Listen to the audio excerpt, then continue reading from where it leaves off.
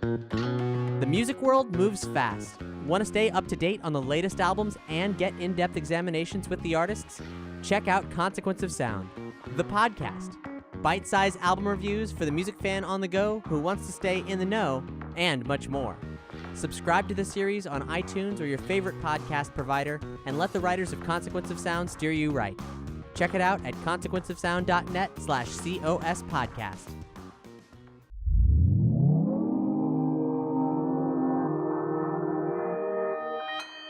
Consequence Podcast Network.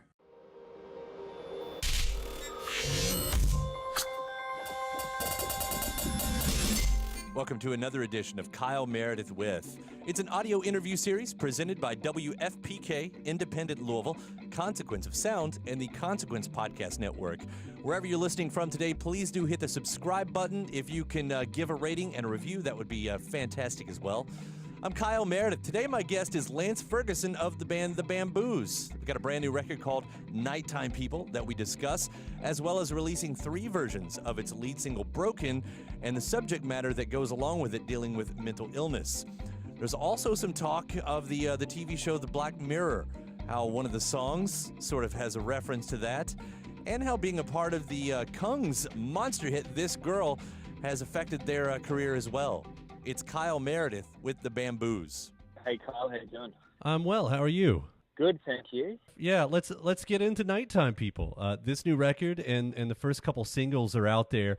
Of course, there's a story tied into the new single Broken, which is a great song, and you can have your choice of what version of a great song that you would like. There's 3 different. It's like 3 different songs, but it's the same thing. Could you explain that? Yeah, well, I mean, I guess the backstory of this song is, it's a song with a message, I guess, and the initial theme of that message was about resilience, really, in the face of emotional and mental illness. And I get we had this theme going already, but then we expanded upon it because we wanted to really shout the message out loud and clear that basically it's okay to ask for help. I mean, that's the simple message behind this, but I think it's a very strong one. To get out there and look, we're not experts. I'm no expert on the subject, but what we can do with a platform of even a band like ours is help raise awareness. I mean, even if one person out there gets that message through to themselves through this, that would be amazing to me. But we wanted to kind of shout that message out loud and clear around the world, basically. So we thought, what if we take the song and get 3 different artists from 3 different places around the globe to tell their own unique story around that theme. And so we had the incredible J Live, who's I've been a fan of for a long time, one of my favorite MCs, in fact. So it was a thrill to get him involved. Also an MC, a rapper from Australia called Earth Boy, who's really, really big down here and a bit of a local kind of legend, really. And then a singer, songwriter, and rapper out of Germany named Teasy. So each 3 of these artists kind of ran with that theme and told their own stories. And I think it's just a nice way to, get that message out there, basically. The music's the same, and of course the hook is the same, but each 3 really takes on their own style and does it different. I mean, it almost actually makes it 3 very different songs. Is there a way that you all will treat this on the album? Is there a Bamboos version as well, and live? Have you figured out how you're gonna kind of play around with that? Yeah, look, it's always tough when you've got feature and guest artists on your record trying to sort of make that work live. It's been an ongoing challenge for me, certainly, because I've always wanted to go on flights of fancy in the studio and whatnot. But I guess the J Live version is the version that is going across like the vinyl release of the album, and on the CD and digital you'll get all 3 versions there, so you can check them out. And also we've done 3 different lyric videos as well. Mm-hmm. My initial kind of, I had this great plan of doing some sort of interactive video clip where you could actually choose which rapper you wanted on to listen to, cool. And you could sort of flip between them. But apparently the technology does not exist currently to be able to do that. At least not on our budget anyway. Yeah, I mean this is the thing. This is the moments that create that technology. I mean, this is Pete Townsend trying to get quadraphonic live on stage. This is the moments that make those. So that was a big step. That was a loud step. It was a loud step. I don't want to brush over, of course, the message that you were talking about with mental illness. I know that covers several different parts. There's lots of different versions of mental illness, of course. in the music industry, we have been facing, we've lost a lot of our heroes to suicide. I saw a stat that came out last week or the week before, I think it was right after Anthony Bourdain passed away, that said, since 1999, the percentage has jumped up immensely in people taking their own life. Was there any single person or issue that kind of drew you to want to put a big spotlight on this subject? Well, look, I mean, I guess this is an area or a subject or an issue that rings especially poignantly for me, because I have people in my own family and really close friends of mine have experienced this stuff. And, I just, for me, it's the whole thing about the stigma attached to it, and the fact that, even in 2018, people there's a sense of shame around this, or a sense of embarrassment, or people think it's a sign of weakness to come out and ask for help. So I felt personally compelled to kind of, I guess, shout that out. And, as you say, though, I think it has been highlighted recently, and more people are talking about it. I mean, there's an organisation in Australia called Support Act, which is kind of formed specifically around mental and emotional health issues in the music scene, which I think is great, because, there's a lot of this going on across the entire population, but I think in the creative and artistic world, it hasn't been highlighted enough as well. This is, speaking specifically of one song, of Broken. Are you tackling anything else with the other songs, or anything that sort of kind of takes that same direction? Look, the Bamboos have been known as, for want of a better term, sort of like a party band, I guess. And when we come out and play live, we want people to have a good time and to dance and do all that stuff. Look, there have been a couple of songs on previous albums which had messages behind them, and it's something that I think is for me great, because some of my musical heroes, people like Curtis Mayfield and Marvin Gaye and people like that, had loads of messages behind their music. So I think, as much as you can be a band that's fun, in parentheses, it's also, I think it's important to, get behind some issues that are personally important to you.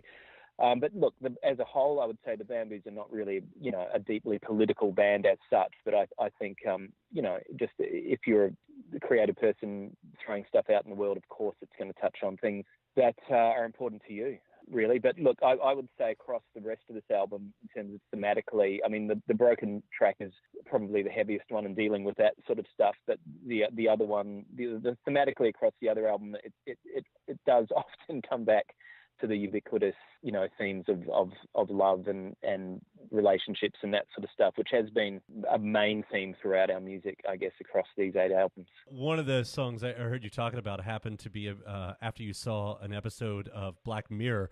I've seen one episode, and that's the episode that I saw. My wife said I needed to see that one, and it has stuck with me since as one of my favorite episodes of television, I think, ever. Yes, San Junipero. It's what an amazing episode. I mean, I'm a deep fan of Black Mirror as a show and the concepts that are being thrown around there. But that one particularly just really resonated, and it does seem to be a favourite among people who aren't necessarily fans of the show as a whole. But it really sort of struck something in me, that whole idea of I guess, immortality through uploading the consciousness and so forth. I basically ruined the episode for people if they haven't seen it, but you don't have to put that in. But yeah, I thought, and also, I guess on a aesthetic level, I just love that name as well. It just sort of rolls off the tongue. It's like Salador, or one of those amazing words or phrases. So I just thought it was a beautiful name for that particular song. The immortality part, it seems like in sort of an off way, further down the road way. Like, we're also seeing that in the music industry, though. At this point, you can never really die. At least your image, has the possibility, and I guess that can also be said for just the recorded voice from the beginning of records, that we've been able to kind of sustain life in that way. But now we're seeing folks, and this isn't talking about the love part, by the way, but now we're seeing folks that are turned into holograms and everything else. So it's, the immortality isn't, I guess, an impossibility anymore. Well, no, I mean, I've been reading a great book on transhumanism lately, and there's actually I can't remember the name of it, but there's basically, I think it's an actual website or a service which you consistently upload images and footage of yourself along the way, basically sort of through your life, and the goal is this is stored on a server for use for creating a fully three-dimensional digital likeness of yourself for, maybe your relatives or future generations to check out, which is a pretty wild idea, I think. Yeah. What's your view on some version of immortality? Do you want to in some way live forever? Well, I guess if I'm honest, the whole concept of legacy is kind of important to me, but I guess my legacy in terms of some sort of virtual immortality is through the music I've left, and that hopefully that will be there for people long after I'm gone. So I guess that's what it is. I mean, I'd love to be around for 800 years or something like that. I think that'd be fun. Forever is maybe not a thing, but yeah. If I could live, and mainly because I'm just fascinated to see how the future will play out. I'd love to. Yeah, I definitely would. No, that's fun. Technology, it's also found its way into this record. Soul funk band with the roots in that, but it seems like you've been trying to find the balance of pulling in the electronic sound a little bit more. What's the challenge been like that on this record? Look, I guess we've been. Well, I say trying, but we have been incorporating things into the classic paradigm of it's a 9-piece band now, but of that lineup of a soul funk band. But I guess I like to not. I try to, as much as I can, put the genre thing out of my head and just go, what does this song need, and where does it want to go, and what timbres and textures will best kind of elevate it up for the listener. And often that can be things that would be potentially considered unconventional. Look, the synthesizer is hardly an innovative new instrument. It's been around for decades. Right. But for some people that can be controversial when you put it in a certain genre bag that they have a sort of fixed perception of in their own minds. But for me, that's not really important in the process I'm involved with. So I don't mind adding Juno to a song or whatever, if that's going to kind of make the chorus really, explode or something like that. So I guess what I'm saying is I'm not a purist in that way, whereas some people are, and that's fine. But the Bamboos has never really been a purist band, even though we operate in, I guess, if I'm forced into it, in the soul funk genres, but we've never really been a purist band like that. So we'd like to sort of try and keep an open mind and be a little progressive with it, I guess. Now, it does sort of come on the heels of the success that Kylie and Cooking on Three Burners had with Kungs and that song, This Girl. And I know that's sort of, associated family that we're talking about here, but have you seen, has that had any effect on the Bamboos that you've noticed? Well, see, that song, I was in Cooking on Three Burners when we wrote that song, and that song was released in its original form, but I kind of left the band about 2 or 3 years ago.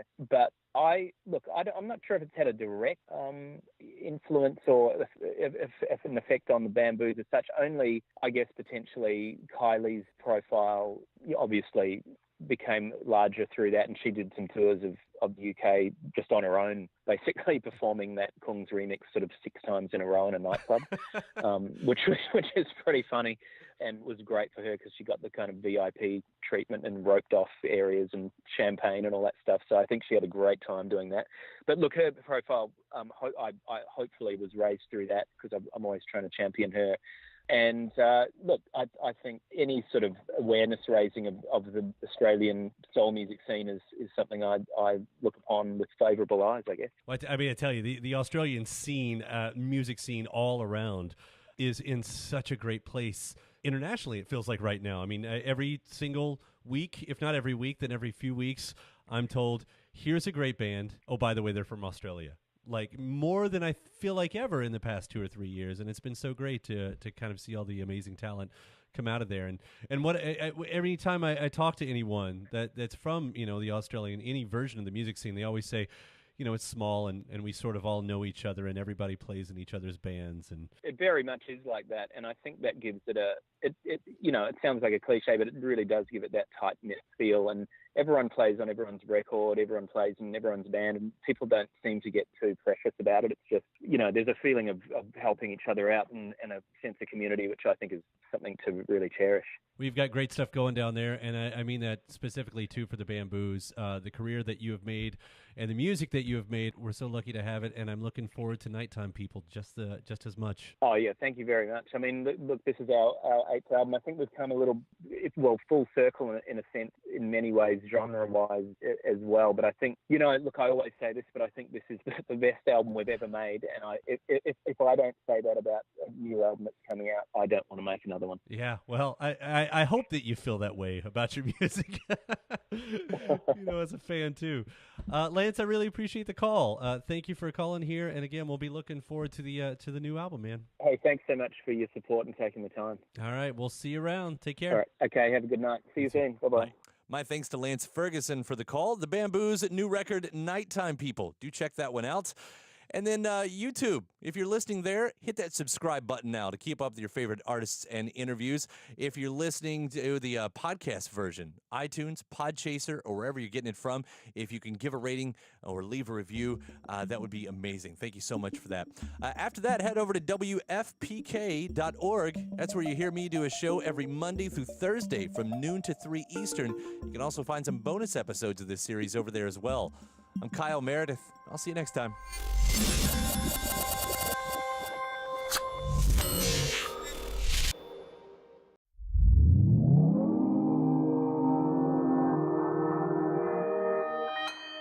Consequence Podcast Network.